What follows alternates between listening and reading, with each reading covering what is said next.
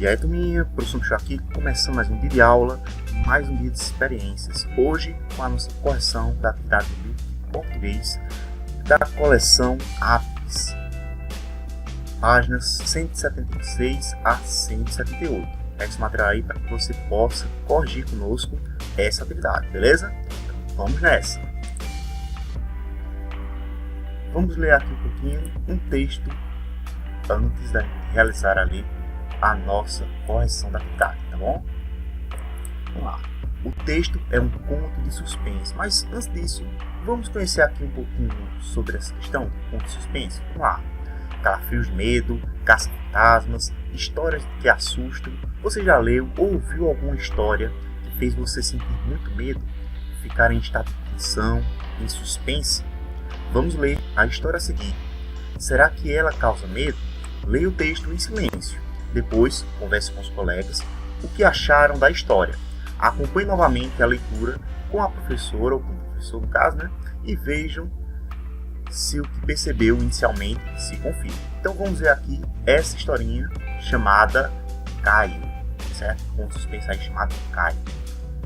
Em Bom Despacho, tinha um fazendeiro à venda. Uma fazenda à venda, mas ninguém queria comprar, era mal assombrada. Quando o preço chegou lá embaixo, veio às luzes um comprador para fechar o negócio. O caseiro aconselhou o homem a passar a noite na fazenda e deixar a decisão para o dia seguinte. E o homem ficou para dormir. De madrugada, acordou com a voz cavernosa. Caio, Caio, a voz repetia. Acontece que o homem se chamava Caio. Ele estranhou muito e foi com custo que gaguejou. Aqui! E na mesma hora, um osso de perna caiu em cima dele. O homem gelou, mas não adiantava correr. A assombração sabia até o seu nome. Melhor era continuar deitado e se cobrir todinho. Dali a pouco, o vozeirão recomeçou. Caio, Caio. E se a assombração não soubesse o nome dele? Coisa nenhuma. E se estivesse só perguntando se podia cair? Por via das dúvidas, Caio murmurou. Sim. Caiu outro osso. E Caio matutava. Será que a assombração estava pensando que sim, queria dizer sim, pode cair? Ou sim, sou Caio? Resolveu desvendar a questão de uma vez por todas. Eu. Caiu mais outro osso. De novo. Caio, Caio. E o Caio, para testar, cai. Caiu outro osso. Aí o Caio começou a achar que a assombração estava de gozação com a cara dele. Caiu. Por coincidência, a assombração desafinou. Nessa hora, o homem teve um treco. Deu 2 tiros para o alto, chorando nervoso. Cai, mas cai logo, que eu não aguento mais essa história. Para sua surpresa, quem despencou do forro do teto foi o caseiro, que não queria dono novo na fazenda onde ele gostava de vadear. Escrito aí por Angélica Lago, no livro 7 Histórias para Sacudir o Esqueleto, na editora Companhia das Letrinhas, tirada aí do livro publicado em 2015, na página 7 desse livro. E agora um pouquinho aí, sobre a autora, certo? Um pouquinho aí da biografia da autora. Professor, o que é biografia? A biografia, turminha, é um tipo de gênero, tá certo? Que busca aí relatar um pouquinho sobre a história, o passado de alguém, tá bom? Então nós temos aí 2 gêneros distintos só nessas 2 páginas que vocês estão vendo. O gênero conto de suspense, e o gênero biografia, que aqui está numa versão bem resumida, tá certo? Só aqui, bem resumida, só para a gente poder conhecer um pouquinho sobre quem é essa Ângela Lago. Vamos lá. A mineira Ângela Lago nasceu em 1945. Foi uma importante escritora e ilustradora de obras infantis, traduzida e premiada em vários países. A autora foi uma das primeiras a criar uma página literária na internet, em 1990, destinada às crianças. Faleceu em 2017. Então aqui nós temos a capa do livro, tá certo? E uma dessa historinha do Caio, ela foi retirada. E agora vamos para a interpretação do texto, as atividades que vocês responderam aí, certo? Da página 177 178. Vamos lá. Compreensão do texto. Atividade oral e escrita.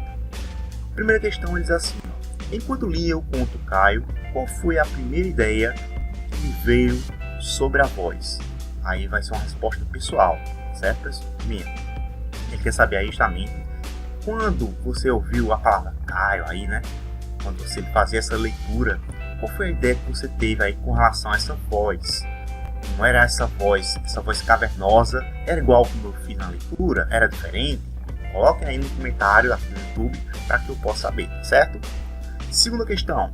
Releia um trecho do conto. Vamos lá. Quando o preço chegou lá embaixo, veio de luzes um comprador para fazer o negócio.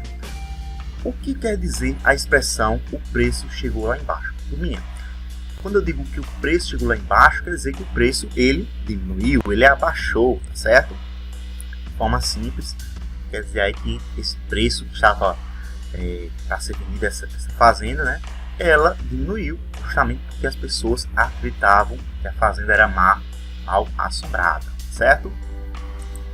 Próximo, letra B. Por que o preço chegou lá embaixo?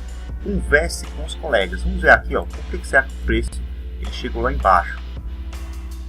Você dizia aí, ó, que a fazenda era mal assombrada. Por isso que ela perdeu ali o seu valor, tá bom? Esse é o motivo por que a fazenda ela deixou ali justamente de ter o seu valor original. Letra C. Por que a palavra luzes está escrita com a inicial maiúscula? Vamos ver? É um substantivo próprio, o nome de uma cidade. Então, luzes aqui não é a luz de uma lâmpada ou a luz de um farol, mas sim o nome da cidade de onde o comprador ele veio. Tá certo? É um nome próprio, substantivo próprio.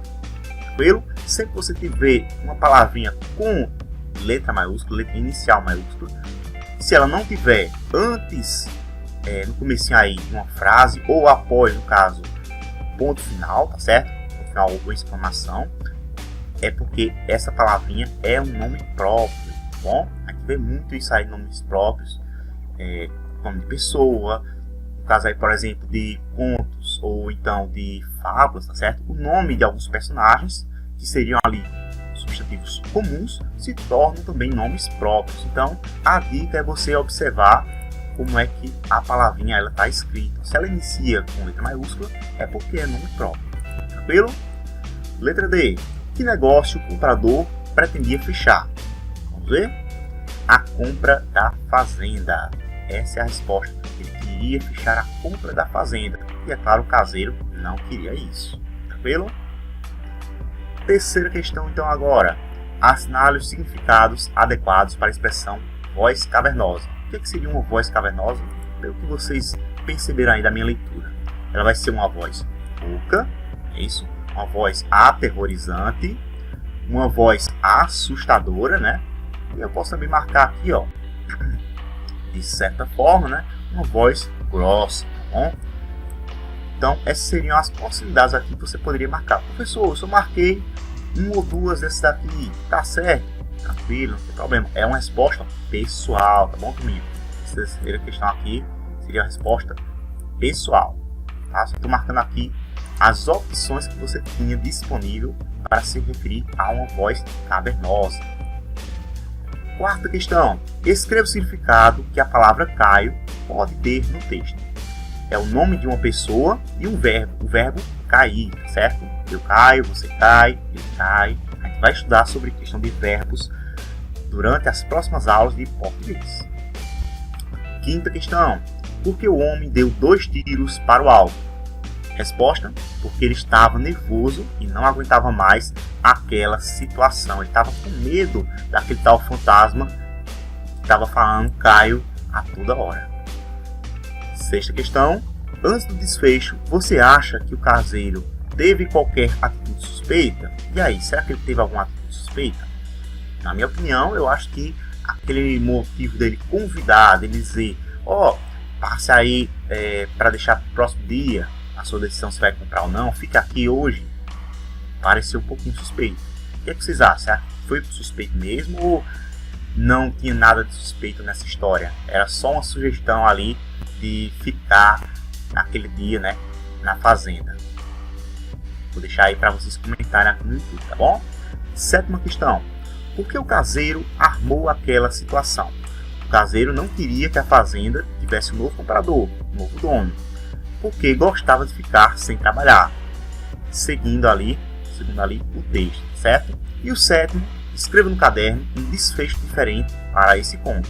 Ou seja, você vai criar uma nova conclusão, outro final aí para esse conto.